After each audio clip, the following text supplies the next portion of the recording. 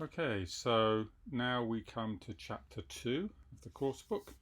This is titled Association and Causation, and the learning objectives are to understand association and causation. So what are association and causation? Association is observed linkage. So if we have two outcomes, X and Y, and they tend to occur together, that's positive association, or they tend to occur separately, that's negative association. So this is separate from the question of whether it's X causing Y causing X, or something else W, which is causing both X and Y.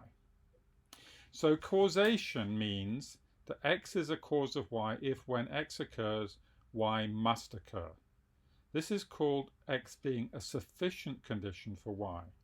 So for example, if you break your spinal cord, this will cause paralysis. It's not the only cause of paralysis. And of course, in theory now, if they can repair your spinal cord, you might be able to avoid it. But at the moment when your spinal cord is broken, it is clearly sufficient to cause paralysis. On the other hand, if Y only occurs, if X occurs, then X is a necessary condition for Y. So drinking alcohol is currently necessary in order to find out if you're an alcoholic. Maybe in future we can find a biomarker that tells us whether somebody is an alcoholic, but currently you actually have to have tried drinking alcohol in order to find out. And then if X is both necessary and sufficient for Y, that means X is the one and only true cause of Y. So these are stringent conditions that are not often met. Notice there are a few things we can use to help. So for example, if Y occurs or not after Y, then clearly X cannot be a cause of Y, because unless you believe in time travel, the time sequence will not allow that. So let's consider a situation where X occurs or not before Y occurs or not. If X and Y sometimes both occur and sometimes only one of them occurs, we can only make probabilistic statements such as, when X occurs, then Y is more likely to occur than when X does not occur. So clearly this means that something else must also be determined whether Y occurs. So our model is incomplete. What we seek in practice is a model that enables us to predict with high probability whether Y occurs given whether X occurs or not. So let's look at some examples. So we start with a not very serious example about horse racing. So for those of you who are not from Hong Kong, you need to understand horse racing is very important to Hong Kong people. Hong Kong people love to gamble on horse races. So if you want to understand Hong Kong culture, I strongly recommend that at least once during your time in Hong Kong, you go to a horse race in Hong Kong to observe.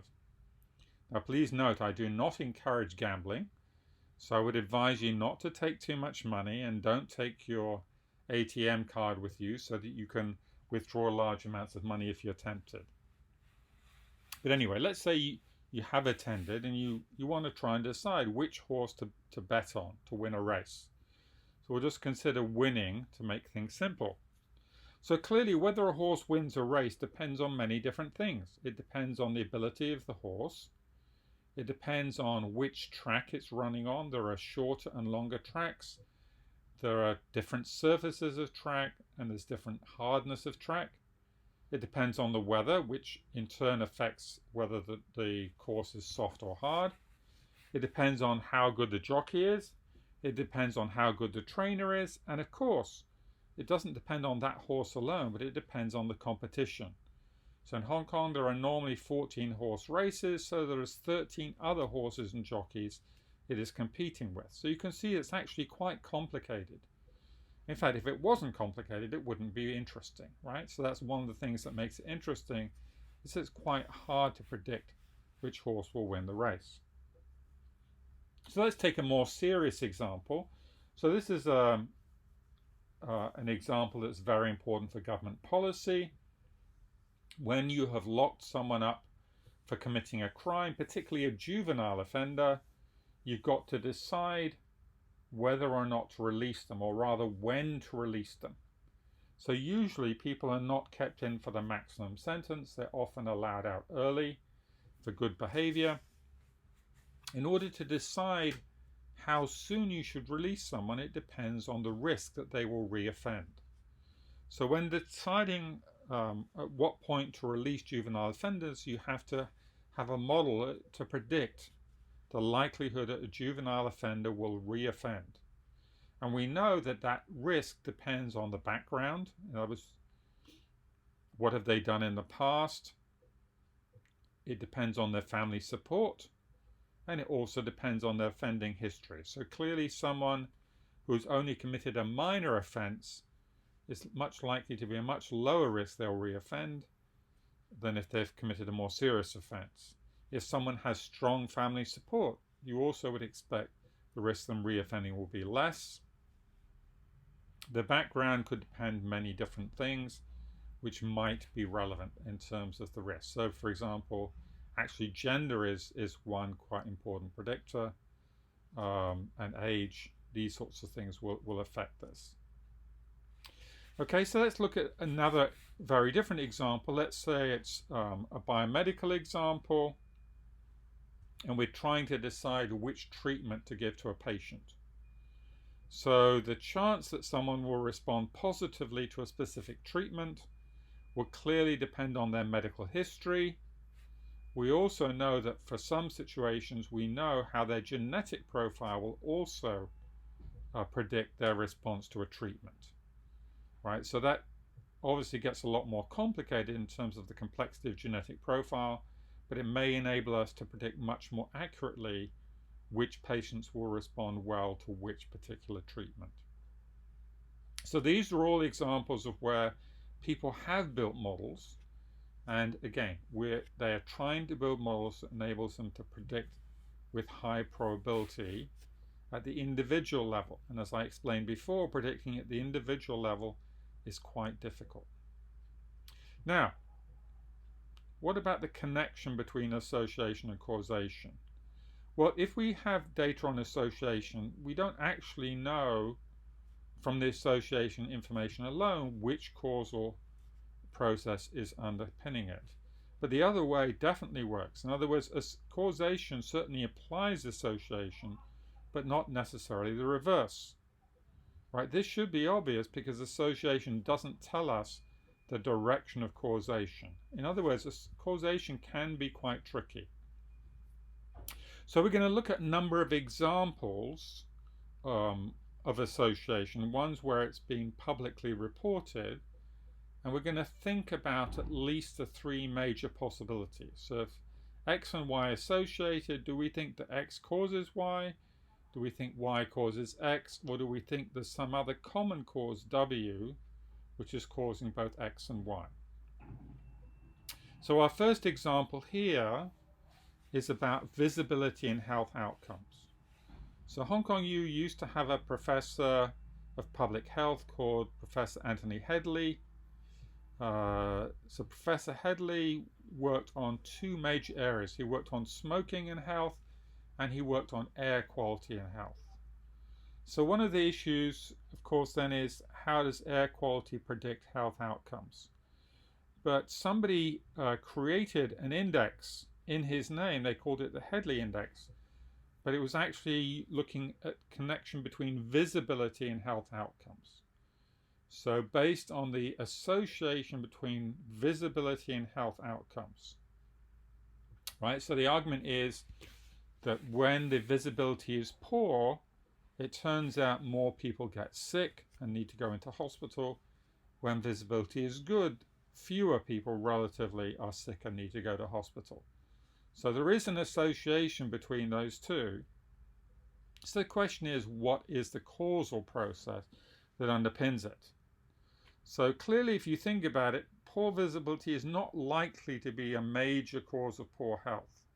Now, it's true, if you get up in the morning and you look out the window and the visibility is poor, your psychological health may be a bit lower, right? If you, on the other hand, you look out the window and it's a beautiful, clear day with, you can see blue skies, you may feel in better mental health. So there may be some element that visibility links to mental health, but it doesn't really make sense that visibility would affect physical health, right? So what do we know? So do we think that health outcomes affect visibility? Clearly not, right? Unless you believe that if you're in good health, you go out and do things that pollute the environment.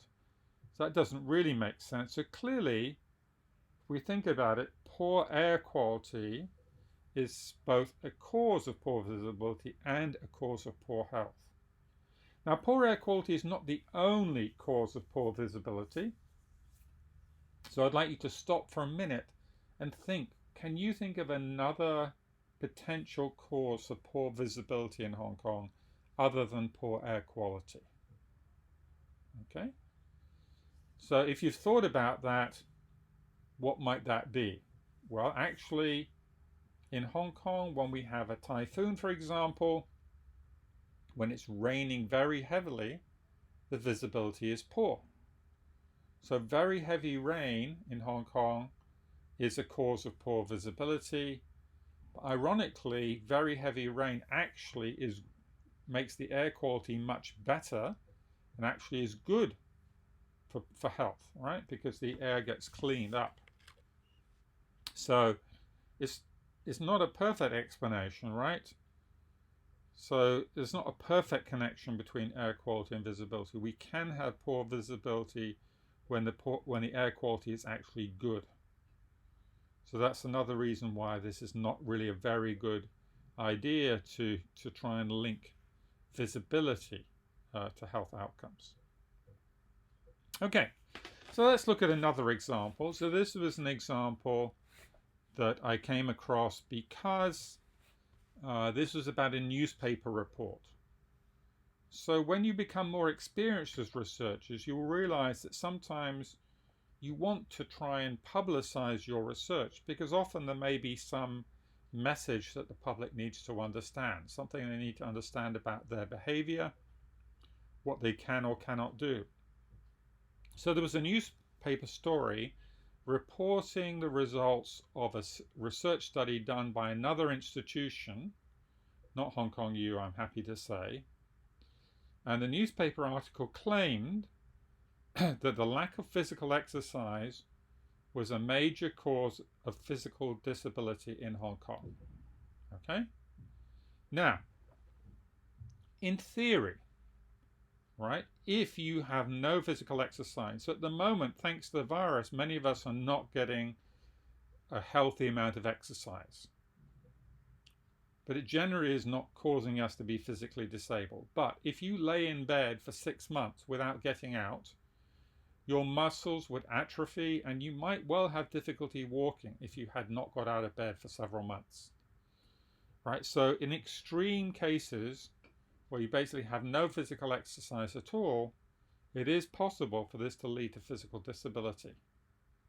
But that's not what this article was talking about. This was talking about what we call a cross-sectional study, meaning the information on physical disability and physical exercise were collected at the same time. So we cannot be sure the direction of the causation. We cannot eliminate one of the possibilities because of the time sequence. And this was of the general population. So let's think about this for a moment. What do we really think is the likely issue here? Now, for people who are physically disabled, some of them still engage in healthy physical activity. So if you look at the people who participate in the Olympics events for the physically disabled, for example, you'll realize there are people playing basketball while going around in wheelchairs, for example. So that these people have very fit upper bodies, even though they may be disabled in the lower part of their body, right? So it's possible when you're physically disabled to still engage in intense physical exercise. So it's not that it's impossible. On the other hand, if your lower body is paralyzed, clearly there's certain forms of physical exercise that you cannot do. Right? It limits the forms of physical exercise. So it is certainly true that for people with extreme physical disability, they are likely to engage in much less physical exercise, simply because it's not easy for them to do certain things like walking. So in other words, if we think about it, it just is not credible that the major conclusion from this is that lack of physical exercise is an important cause of physical disability in Hong Kong. So this gives you a good example of the difficulties for you when you're talking to journalists to make sure they've understood which conclusions can be drawn reasonably from your research. And you need to be careful, because sometimes even if the journalist who speaks to you understands it, the editor may choose to change the headline on the article in order to make it more interesting or more attractive to readers to think, wow, this seems strange. So you do need to be very careful how you explain your research to others. My next example actually relates to probably the first major research study I was involved with when I came to Hong Kong. This was a study that was called The Social Causes of Juvenile Crime. So the context for this study was the government has a committee. In fact, it had and still has a committee called the Fight Crime Committee. And the idea of the Fight Crime Committee is for the government to engage with particularly frontline social workers and other people working for NGOs related to crime, and to try and identify crime trends and things that the government needs to do to try and reduce crime. And there was a senior social worker who was a member of the Fight Crime Committee, and at that time the rates for juvenile crime in Hong Kong were rising, and she believed that she knew what the cause of this rising juvenile crime was. So she persuaded the government to do a study on the social causes of juvenile crime. So the thing that she was concerned about was, so you need to understand in those days, so this is the early 1980s, the intellectual protection laws in Hong Kong were weak at that time. So you would see people selling copies of CDs or DVDs or computer software on discs, which they had not got the legal right to copy. So you could easily buy legal copies. And similarly, you could, in those days, easily get a store to copy a book for you, even though you didn't have the right to copy that book.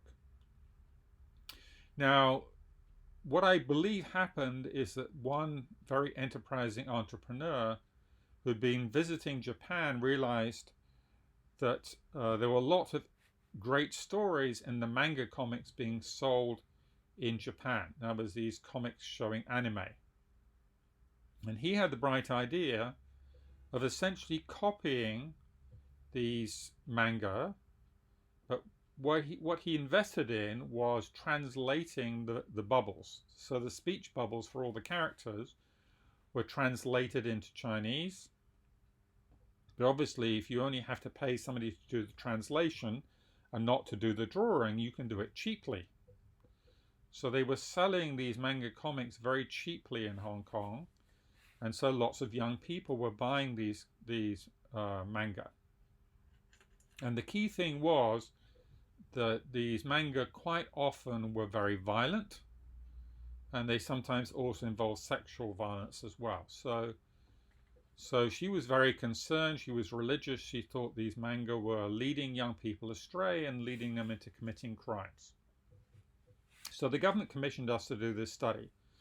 So one of the elements of this study was to do a survey of young people, ask them about what crimes they had committed, and also ask them about whether they read these violent comics. And when we analyze the results of the survey, so this is again a cross-sectional survey, we're asking them basically about their manga reading habits and also asking about what crimes they committed. Now, we targeted the sorts of crimes that young people commit, such as shoplifting, such as physical violence in the playground, such as taking money out of their mother's purse or their father's wallet. And when we looked at the results, we found indeed that there was some association between reading manga comics and agreeing that you had committed these criminal offenses. And so when we reported this part of the findings, the social worker said, yes, I knew it, right? This shows that I was correct, that it's manga comics that's causing juvenile crime to go up in Hong Kong. But of course, this was not the only element of our study. We had other elements of our study in order to try and find more trustworthy ways to try and understand the causal process. So one of the things we did was to do what we call life histories, which is essentially to find out how people had got to where they are today.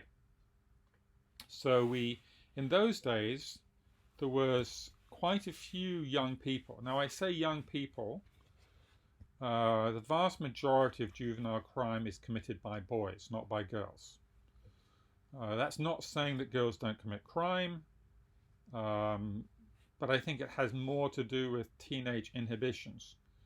So all the testosterone perhaps in adolescent boys maybe is part to do with this, that quite often teenage boys do dangerous things.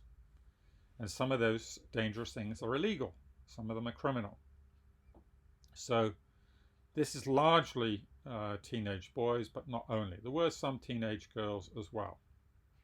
So the issue was, how do we get these histories? So we went to the teenage boys and girls who had been put in detention centers. So generally what would happen is that the government would put them in, lock them up for a few weeks. They would be forced to live a very disciplined life, which involved a lot of physical activity, and usually was basically meant to send a very strong message about the bad consequences of doing bad things and getting caught. Okay, so one of the things you have to understand is that, so in Hong Kong, schools are not supposed to throw young people out simply because they had been sent to a detention center. But schools have many ways to try and get rid of young people whom they don't want. So why would the schools not want them? Well, because their concern was that if the other parents found out that some of their students had been sent to the detention center, they would all leave. All the parents with well-behaved children would want to take their children away and go to another school. So generally, the schools were very unwelcoming to these young people when they came out of the detention centers. And what would often happen is these kids would drop out of school. Now, the dropout rate for schools in Hong Kong is very low by international standards, and the level of juvenile crime is also very low by international standards. But obviously there were still some who did this. So anyway, we targeted these young people who'd been in the detention centers and asked us to tell us the story of their lives, how they had got to where they are today. So quite often the story went something like this. So they didn't all have the same story, of course, but there were a number of common themes which came up many times in the story. So it would start out by something like, my friends dared me to do something stupid, right? So amongst teenage boys, often they dare each other to do something stupid. So there are a number of different stupid things it might be, some of which are not criminal. But for example, one fairly common one was, my friends dared me to steal something from a neighborhood shop, and I got caught. And the owner of the shop insisted in calling the police, and he insisted I was prosecuted. I was prosecuted. I was sent to detention center. When I came out of the detention center, My school made me very unwelcome, so I dropped out. I hang out on the street. Who did I hang out with on the street? Other young people I had met in the detention center who had also been made unwelcome by their school. What did we do when we're hanging around on the street without a job? We passed around manga comics.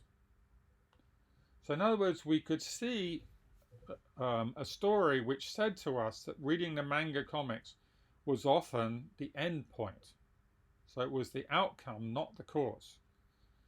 So the criminal activity, if you like, had occurred at the very beginning.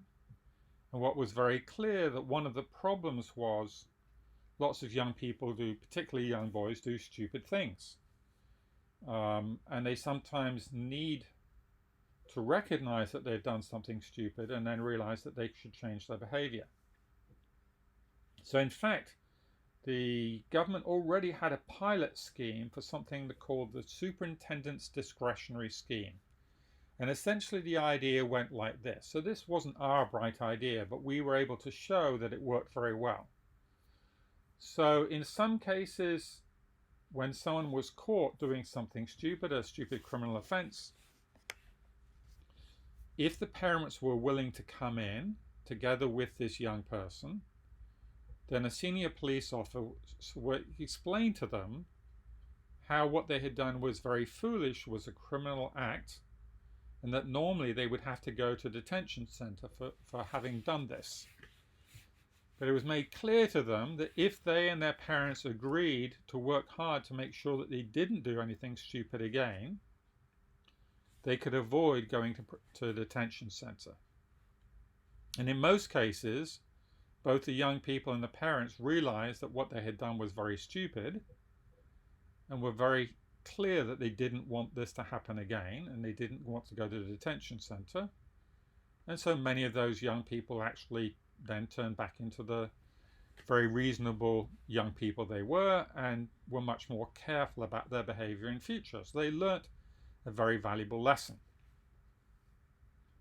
So in other words, you could see that the causal process that was assumed by this lady social worker was completely wrong. She had got it back to front. Right? So it wasn't that the manga comics were causing the problem. It's actually these young people not learning their lessons and the schools being very unforgiving of young people who'd made a mistake together, which were causing a lot of the problem. So that was a very interesting study. In fact, there were other interesting elements to that study. So for example, I said to you that Hong Kong, the juvenile crime rates are very low. In fact, we couldn't find anywhere in the world that at that time that had lower crime rates. So I'm not sure that's true now, particularly after all the protests we've had in the last year or so. But at that time, the juvenile crime rates were the lowest we could find anywhere in the world. But when we reported these, what we said was that amongst teenage males, about half of them admitted to having committed at least one of our list of criminal offences. And of those who admitted to it, they had on average committed 2 offences. So when we reported this to the government, this lady social worker again insisted our research must be wrong. And so I said, why do you assume our research must be wrong? She said, oh, because Hong Kong young people wouldn't do things like this. And I explained to her that this was the lowest rates we could find anywhere in the world, and actually many young people do stupid things. And she clearly wasn't convinced until the then Secretary for Security, Minister for Security, looked up from the other end of the table and said, I'm sure I did a couple of these things when I was a teenager. And that shut her up, because then she realized actually she didn't know. Right, so you can see that this can be a very important issue, that we're very careful that our research design enables us to at least eliminate some of the possibilities for causation, so we don't incorrectly conclude what the direction of causation was.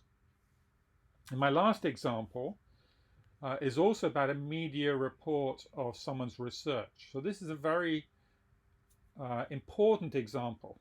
So let me explain why. So this was a study that was looking at whether young people had breakfast before they went to school and what their performance was like at school. So again, this was a cross-sectional study. This was measured at the same time.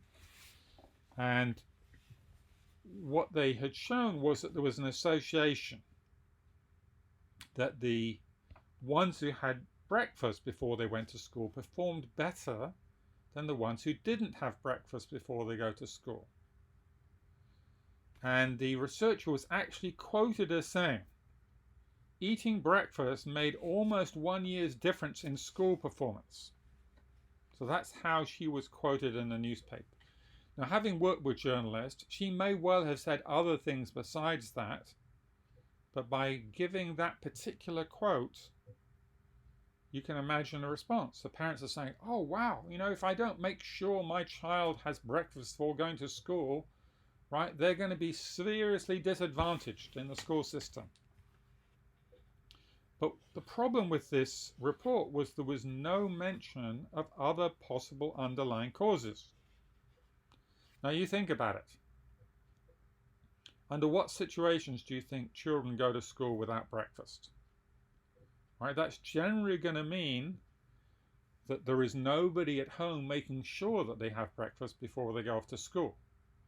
So this could be situations where the mother and father have both gone off to work already, and there is nobody else, no domestic helper or grandparent there to make sure they have breakfast before they go to school.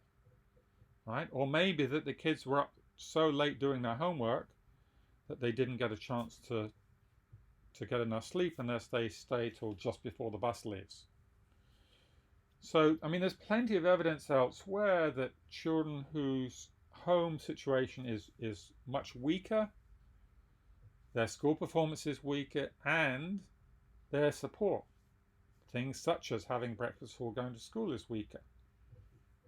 But there was no mention of these other potential underlying causes. So in other words, the fact that these children are performing worse is clearly of concern, but it doesn't mean that the breakfast itself is the cause. Right? It definitely does not mean that. We cannot draw that conclusion unless we've at least thought about what are the other possibilities which could be affecting both whether I have breakfast and how I perform at school. So we know that support in the home is clearly one of those possible common causes, but it apparently was not measured or certainly not reported in this study. Right? So we need to be very careful in assuming that just because there's an association, we know there's causation as well. Now, let's talk about one particular way of measuring causation, which is called Granger causality. So what's Granger causality? So there was a researcher called Granger who defined Granger causality as meaning that the cause happens prior to its effect, which we've already said is clearly necessary, and that the cause has unique information about the future causes of its effect. So we say that a variable x that evolves over time, Granger causes another evolving variable y if predictions of the value of y based only on its own past values and on the past values of x are better than predictions of y based only on the past values of y. Right? So in other words, we know that past history often predicts future.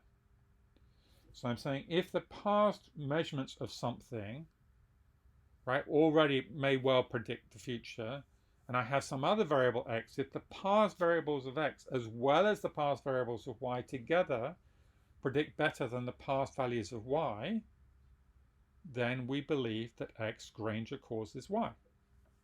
So for example, if we want to predict whether it rains tomorrow, we know that whether it rained today or the previous days tells us something, because during the rainy season it's much more likely to rain tomorrow if it rained today.